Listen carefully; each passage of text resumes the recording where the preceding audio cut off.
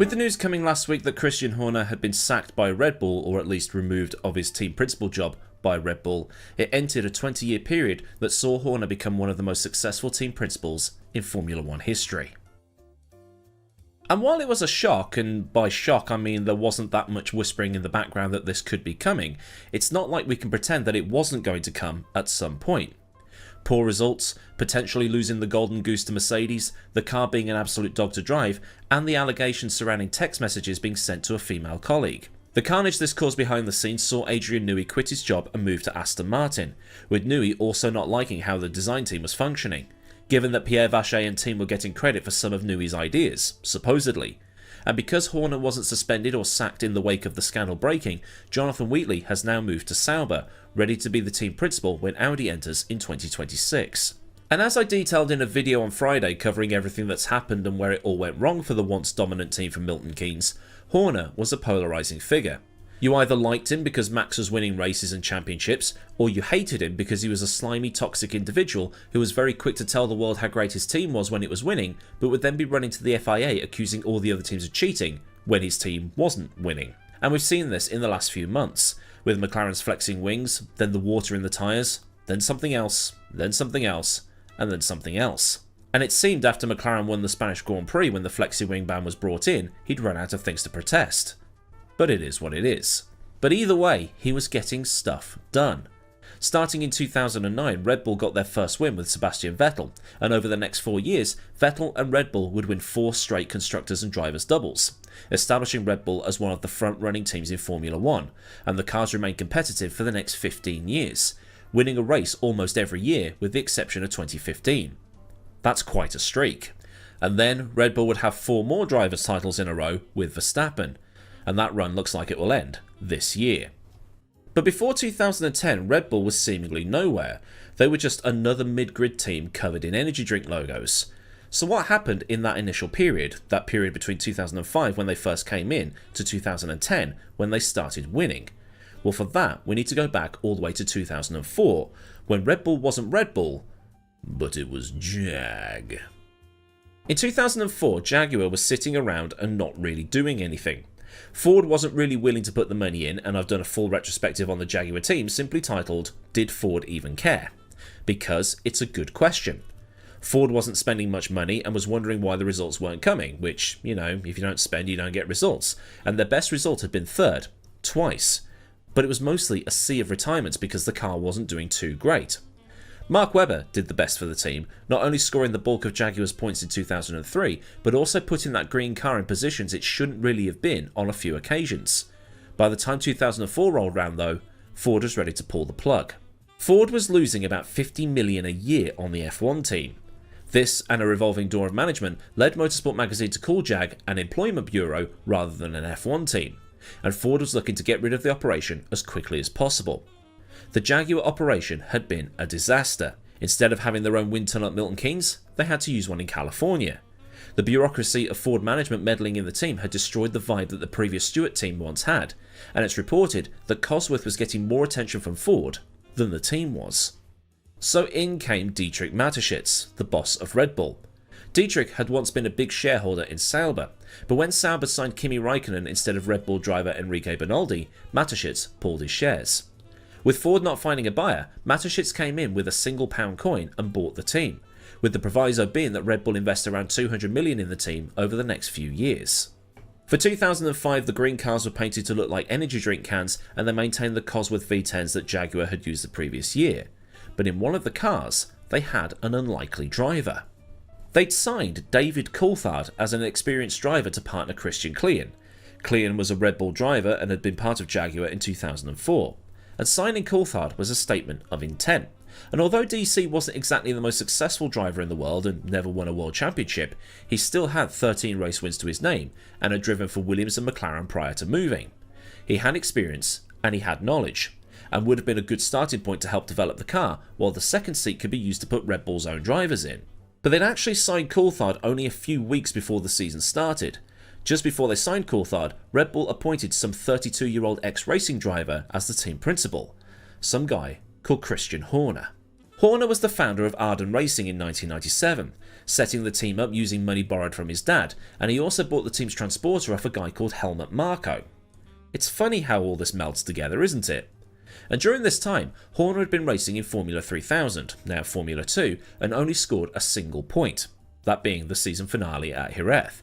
The following year, in 1998, he didn't score a point at all, and in pre-season testing for 1999, he saw Juan Pablo Montoya lob his car through Estoril's turn 1, then a fast right-hander, and went, yeah, I'm not good enough for this. After retiring from racing, he carried on running the team.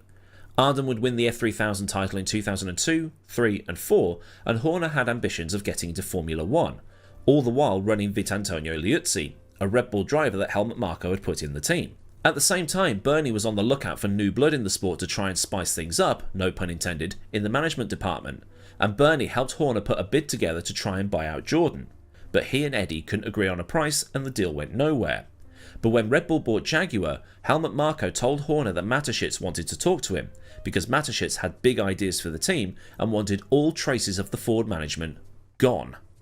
Sorry to interject here, I'm currently doing the edit for this video. This is future Aidan talking to you. So what I'm currently doing right now is I'm on Wikipedia Commons looking for pictures to put into the edit. Wikipedia Commons is basically a free depository, whatever you want to call it, of free images that you can use provided that you credit the original author, which is what I do at the bottom of all of the slides. So I've gone onto Wikipedia Commons to find pictures of Aidan Motorsport so I can put a picture of an Aidan car into the edit, and that kind of illustrates what I'm talking about. And I found this. What's that? It's a baby. I know it's a f***ing baby. What do we do with it? I remember watching that F4 championship. That was the year that Jamie Caroline just destroyed everybody. And the guy that finished second? Oscar Piastri. The guy that finished third was Logan Sargent. The more you know. So Horner was appointed the team boss in the November of 2004, and he was only 32 years old at the time, although he might have been 31, but either way he was 32 when the season started. Just after he was appointed, he went straight after David Coulthard.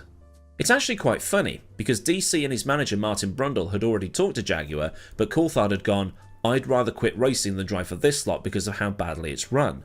When Horner came back asking if DC would change his mind, Coulthard told him, "Let me come to the first test, let me spend a day with you, and let's see if there's been any improvement in management. Then I'll let you know what I want to do. If I do a good job, you'll want me, and if you do a good job, then I'll want to work with you." Coulthard was impressed enough, so he signed. Red Bull went into their debut season in 2005 using Jaguar's 2005 chassis that had been renamed the RB1. This car was a repainted Jag that had elements borrowed from other teams. The nose was inspired by the Renault and the aero deflectors were borrowed from Ferrari, and the sides were very much Jaguar, but they'd been made a bit more conservative versus the previous years. Presumably, Jaguar was going to go back to basics and then try something new for 2006 based off what worked, but that's just an assumption. But their first race went okay, all things considered. Coulthard was 4th on Red Bull's debut in Australia, while Clean was 7th, so it meant both Red Bulls scored points, with this being the first down to 8th point structure. Coulthard was then 6th in Malaysia and 8th in Bahrain, with another 8th in Spain and landed another 4th at the Nürburgring. The French and British Grand Prix didn't go to plan, but as you can see, the Red Bull was a regular point scorer, with all 3 drivers they used that year in Coulthard, Clean and Liuzzi all scoring at least 1 point. And it was the first time a Jaguar-designed car would score over 20 points in a single season. Towards the end of that season, Coulthard started talking to Adrian Newey. Newey was a bit bored over at McLaren. Things had become stale and he needed a new challenge. He'd been putting the feelers out for whoever needed a new designer and technical director, and let's be honest, who wouldn't want Newey as their designer? But at that first ever test with Red Bull, Coulthard had been talking to Mateschitz and they built a relationship on mutual trust and respect. On a Monday after a race, Coulthard would talk to Mateschitz about what can be done to make the car better, and Mateschitz later gave Coulthard freedom to help shape the team, with his decisions being based off that trust and respect, and also a vision based off passion rather than shareholders and PowerPoints. With Newey jaded at McLaren, Coulthard set up a secret dinner with him and said, "Look, we know we're a new team, we know we've not done anything big, and we're not as established as McLaren, Ferrari, Williams or Renault, but it'll be a challenge. It's a good group of people and you'll get what you need. It'll be more of a challenge than you were looking for, but it will all be worth it in the end. So if you want to have a think, then have a think. It's up to you." After the dinner, Newey went to speak to Mateschitz, and like Coulthard, was convinced. The cheat code was going to this new team, and it all started with one dinner with David Coulthard. Madness. Newey joined for 2006, but because the 2006 car had already been designed, there wasn't much he could do. He could only improve on what was handed to him, a bit like when he went to McLaren in 1997. And Red Bull treated 2006 as a transition season. One of those years where you just have to soak up all the losses and get out the other side with the hopes and knowledge that your next car will be better. And part of the issue they had was that the car was now fitted with a Ferrari V8, having lost the Cosworth engines, and pre-season testing was marred with constant overheating issues because they couldn't get the engine to cool down enough with the package that they had. Upgrades also never really came because they decided to virtually abandon development in 2006 in favour of letting Newey design the 2007 car and have that hit the ground running. While the car was stuck in mid-grid mediocrity, there was a flash of brilliance. Coulthard took the team's first ever podium at Monaco, wearing a Superman cape on the podium because they were promoting the new Superman film at the time, and Horner jumped into a swimming pool wearing the cape after the race.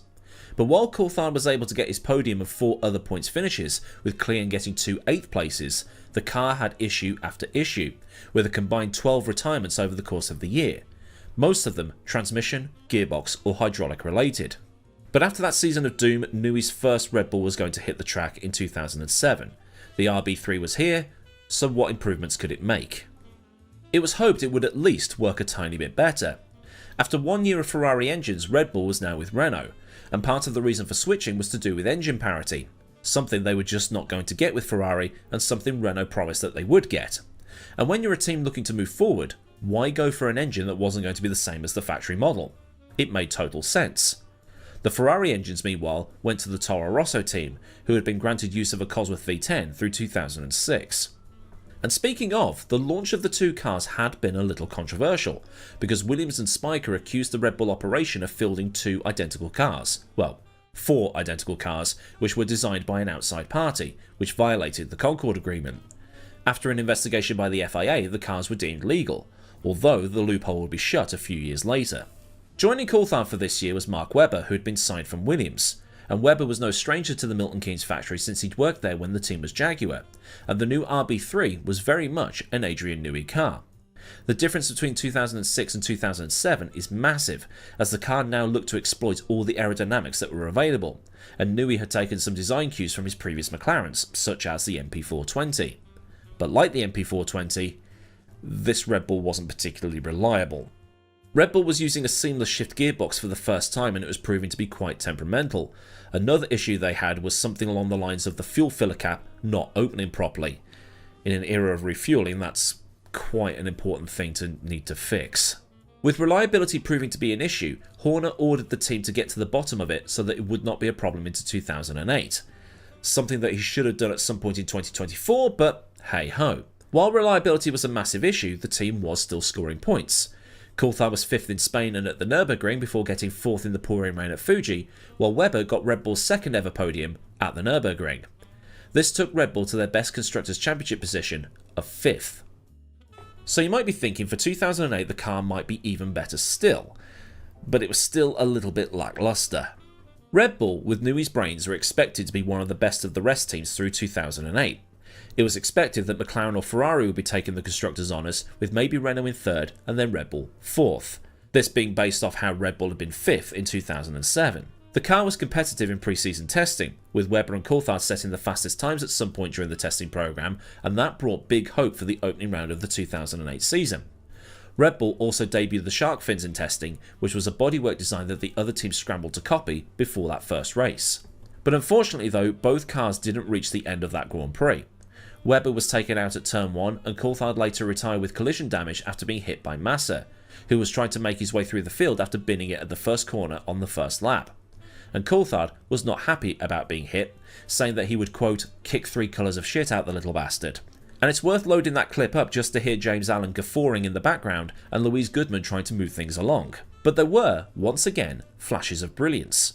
Webber got 4th at Monaco, which was the end of a 5-race streak of points, while Coulthard got his last podium in Formula 1 at Canada.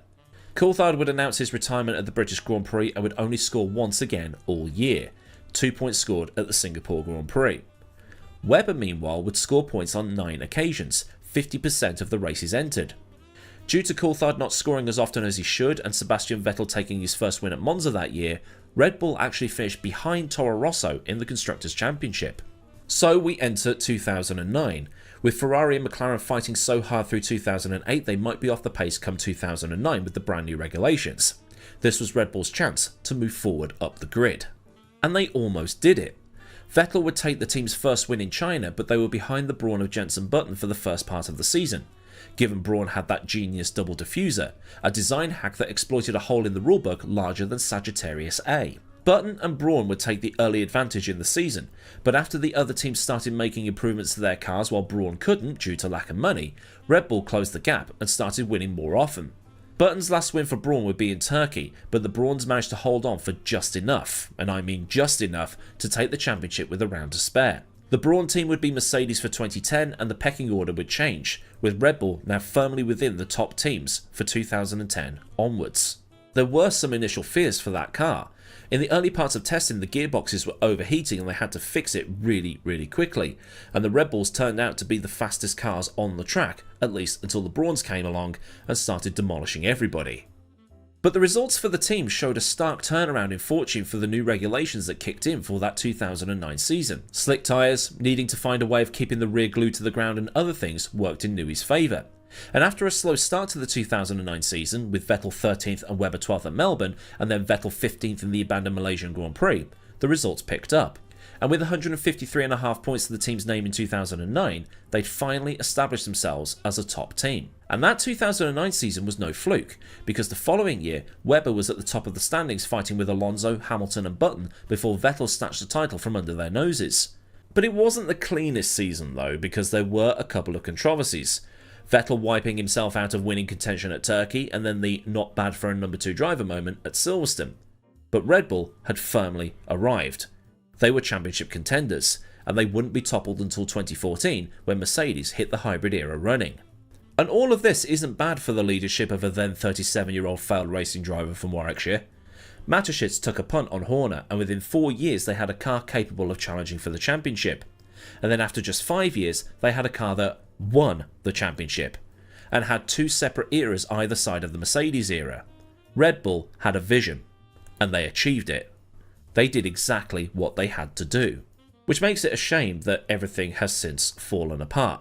The allegations against Horner, the car not being as good as it once was, Max Verstappen struggling and maybe wanting to leave to go to Mercedes, and everything else besides. But as I said in the other video about Horner, all empires end in one way or another. So it makes you think, who's going to move up into where Red Bull once were? Will Red Bull drop back? Will Williams come back forward? Will Ferrari make it back to the front? And who knows what will happen after 2026, so get those answers on a postcard. So then, a look at Red Bull's early years, when they weren't troubling anybody for wins and looked set to be another team in mid-grid mediocrity. If this has been an interesting video for you, then do give it one of those like things so I know I've done a good job. And for more stuff from the channel, get subscribed and also get that bell on so you'll never miss out on anything else that I do around here. That being the history stuff or the current affairs stuff. Massive thanks as ever go out to the mad lads at Patreon for the continued support, and if you want to help with the picture purchasing piggy bank or just to keep the lights on around here, there'll be a link to Patreon in the description, along with links to Discord, socials, affiliates and any other bits and bobs you might want or need to know. Or there's super thanks for one and done donations and memberships so you can Patreon without the Patreon. So until next time, I've been Aidan Millward, have a great day wherever you are, and goodbye.